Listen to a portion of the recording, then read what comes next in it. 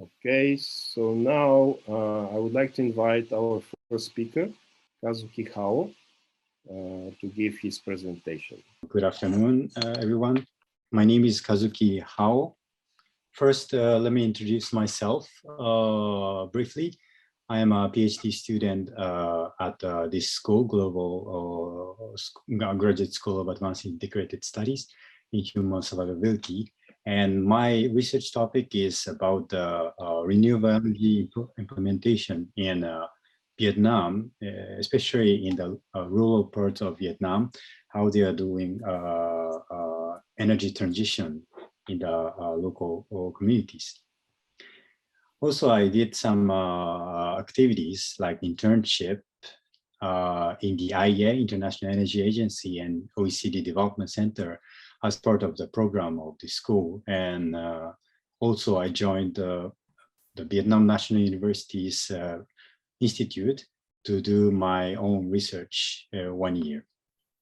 And out of this, outside of this school, I also worked as an official at the Ministry of Foreign Affairs of Japan, and did some data science program, in which I aim to use satellite imagery technologies to analyze the renewable energy transition in Vietnam. So let me move to the today's topic, which is net zero emission targets of Japan and China. And my role here is to set the scene of the discussion. So briefly, I explain today's content.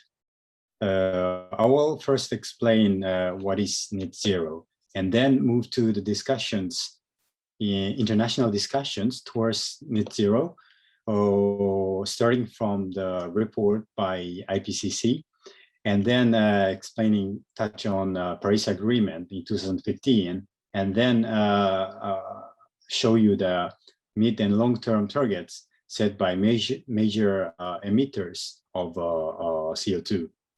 And in the end, I also want to touch on net zero report produced by the IEA recently. And I'm going to show you some discussion points in the end. So first, as Professor Yalnazov explained, what is net zero is actually a difficult question, and the definition is not settled completely. But let me explain the definition, the meaning of net zero emission. Normally, when we say net zero emission, it means that we balance the amount of emitting greenhouse gases, including CO2 emissions, and removing CO2 or greenhouse gases from the air and balancing them at zero. And you also hear the word, that carbon neutrality. So that word is similar to net zero emission, but this carbon neutrality mostly includes carbon dioxide only, and also includes the method of offset schemes, such as carbon trading. And the main actors of this target of like net zero or carbon neutrality is both the government organizations and private companies. And some companies started setting the target to carbon negative, which is the next step of carbon neutral. Now I move on to the zero emissions, net zero, explaining why net zero is so important. The discussion starts from quite a long ago, but I want to start from the report produced by the IPCC, Intergovernmental Panel on Climate Change, which published this assessment report, the fifth assessment report, in 2014. And it is showing with the data to show that what is the fact of climate change and what is the risk that is coming in the future, and also how to mitigate and adapt to these change caused by the climate change. So this is the quite important report to settle the scene for discussions followed next year in 2015, which is a well-known Paris Agreement. Paris Agreement is a framework, a legally binding framework among the most of the parties of the world on reduction of greenhouse gases emissions, and became effective in the following year in 2016. And today's discussion is related to the mainly related to this Article 2A, which is showing that temperature will rise above 2 degrees Celsius compared to the pre-industrial levels. And so this agreement tries to keep the temperature increase within 2 degrees above the pre-industrial levels, and tries to reach a higher goal of 1.5 degree Celsius above pre-industrial levels. And this sentence is very important to set the dialogue trends. Following this Paris Agreement's discussion, Intergovernmental Panel on IPCC, he produced a report on global warming of 1.5 degree Celsius. So this is an important report because it is showing that the importance of how to keep the global warming within 1.5 degree range, and also showing that it is possible, and how to what kind of scenarios are required to achieve that target. And it shows that here the CO2 emissions decline by about 45% is necessary by 2013, and here the term today's topic, net zero, around 2015 is to be achieved to keep the global warming within the range of 1.5 degrees. So this is the current of the discussions, international dialogue, and following these trends, major emitting countries' governments set long-term net zero target, and most of the countries set the target net zero target by 2050, and China is setting that target by 2060, and which Ms. Lee is going to talk later. And about Japan, Ms. Oda is going to talk following my presentation. And here's the midterm targets to achieve.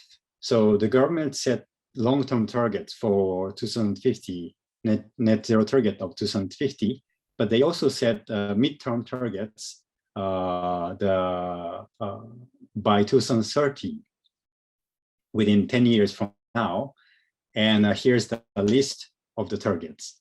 And so here, Japan sets target of 45% reduction of CO2 from the level of 2013, and which is increased quite a lot from the previous targets of 26%.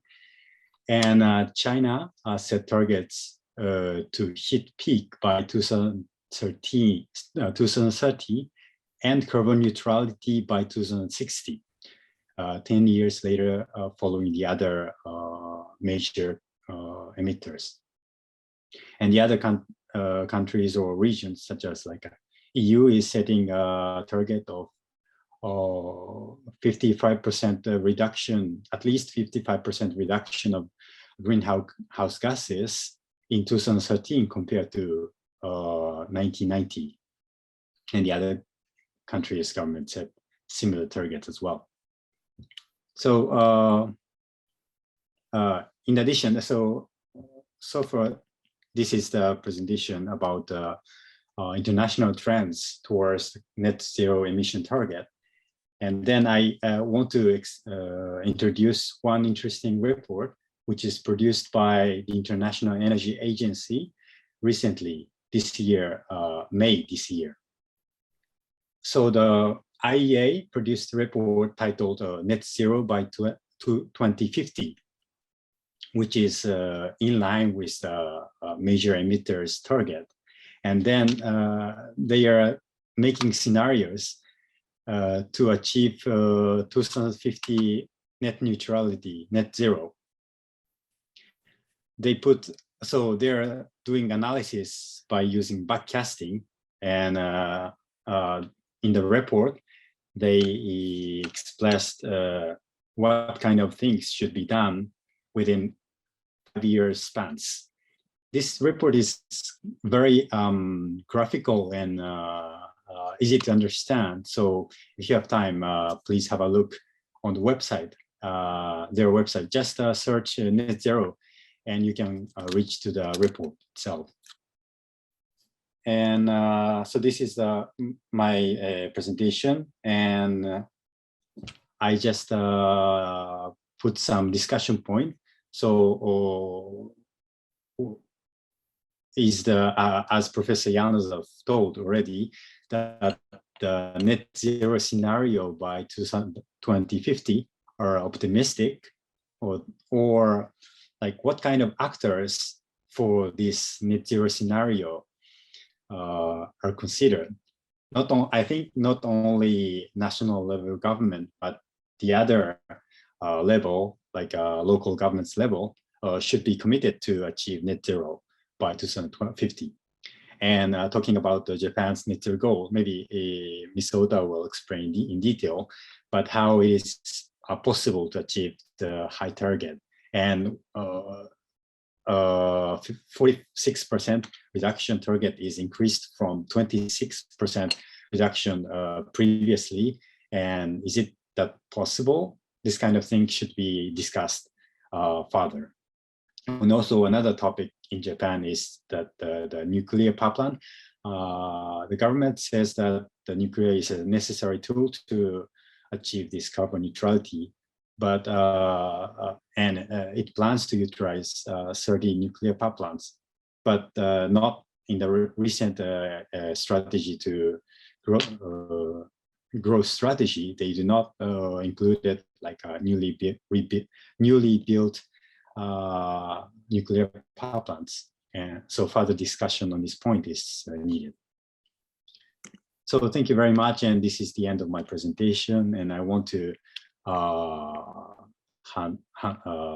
pass my mic to Ms. Ota, who is going to talking about Japan's target for net zero. Thank you very much. Thank you, Hao-san, for this very nice summary of international events and trends leading to the adoption of the net zero targets by the various countries.